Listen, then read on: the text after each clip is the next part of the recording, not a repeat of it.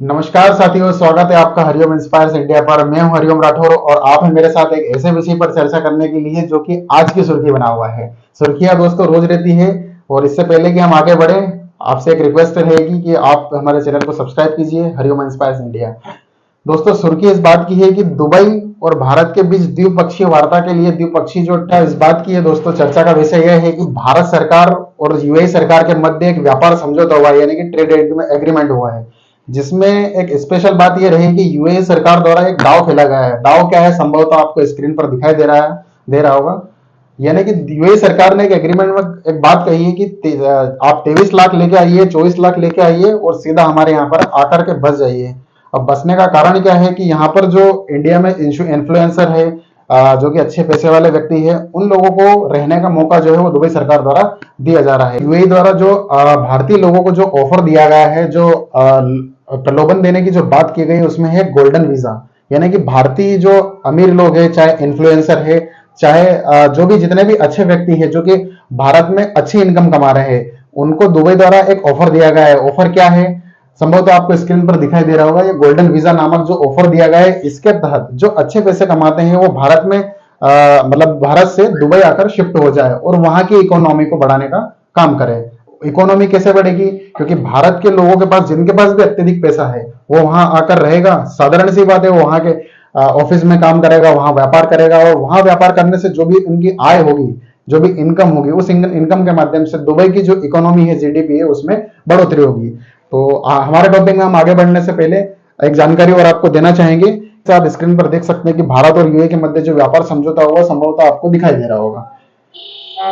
Offer में यही golden visa जो है, इसके तहत जो है 24 लाख की बात कही गई है। 24 लाख यानी कि वहां की अगर दुबई की करेंसी के अकॉर्डिंग हम बात करें तो 1 लाख दिरहम, जो कि यूएई की जो करेंसी है, वहां के लोगों को, मतलब वहां की सरकार को इतना पैसा देना होगा और इतने पैसे के बदले वहां की जो भी सुख सुविधाएं हैं, यानी कि दुबई सरकार जो भी सुविधाएं दे रही है, उस सुविधा का लाभ भारतीय उठाएंगे और हमेशा लाइफ टाइम के लिए वहां पर रहने के लिए दुबई सरकार द्वारा जो कि एक स्पेशल ऑफर दिया। आगे बढ़ने से पहले दोस्तों हम विश्व के मानचित्र पर जो है यूएई की लोकेशन जान लेते हैं कि आखिर यूएई पड़ता कहाँ है।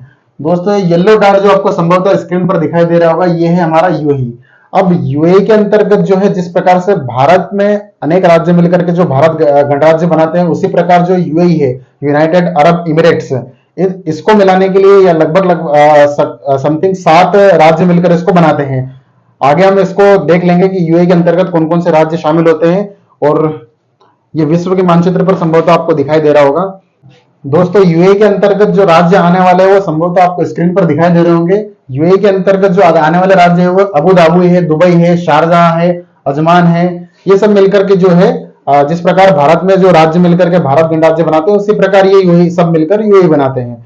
अब दोस्तों यूएई ने जिस प्रकार से विकास अपने यहाँ पर किया हुआ है, चूंकि वहां पर जो आय का एकमात्र जो सोर्स हुआ करता था वो है तेल यानी कि ऑयल एक्सपोर्ट करके दुबई सरकार जो है अभी तक जो है वहां पर आय जो है अपने देश की जीडीपी में जो है बढ़ोतरी करती थी। अब वर्तमान में जो स्थिति है वो तेल के माध्यम से की जा रही है, लेकिन आगे जो आने वाले समय में दुबई ने जो देखा है कि किस प्रकार से दुबई की जीडीपी में वृद्धि की जाए, किस प्रकार से दुबई को आगे बढ़ाया जाए, तो वो उन्होंने एक प्लान किया जिसके माध्यम से भारतीय लोगों को दुबई में बसाने का प्लान किया, जिससे उनकी जीडीपी आने वाले समय में बढ़ोतरी हो, इकोनॉमी में बढ़ोतरी हो, जिससे कि दुबई आगे इकोनॉमी में वृद्धि हो, जीडीपी अच्छे तरीके से चले। दोस्तों जिस प्रकार यूएई ने अपने यहाँ पर इंफ्रास्ट्रक्चर से जो बिल्ड किया है, जिस प्रकार से यहाँ पर यूएई ने अपने देश के अंदर जो विकास किया है, वो न सिर्फ भारतीयों को आकर्षित करता है अपितु पूरे समूचे विश्व को आकर्षित कर रहा है। और इसकी चपेट में न सिर्फ पूरा भारत आ रहा है, बल्कि भारतीय लोग आ रहे हैं, न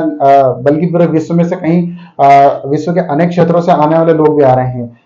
जैसे अगर हम बात करना चाहें कि यहाँ पर यूएई ने अच्छी सड़कें, 5 सितारा होटल है, जैसे अन्य सुविधाएं जो है, अनेक प्रकार की सुख सुविधाएं जो कि एक्सट्रीम लेवल की रहती है, वो जो है वो प्रदान की गई है, जिसके माध्यम से कई लोग आकर्षित हो रहे हैं। दोस्तों यूएई ने जिस प्रकार से अपने यहाँ विकास किया है, आप देख सकते हैं स्क्रीन पर यहाँ पर दिखाई दे रहा है, यहाँ चमक दमक और शानदार जीवन शैली।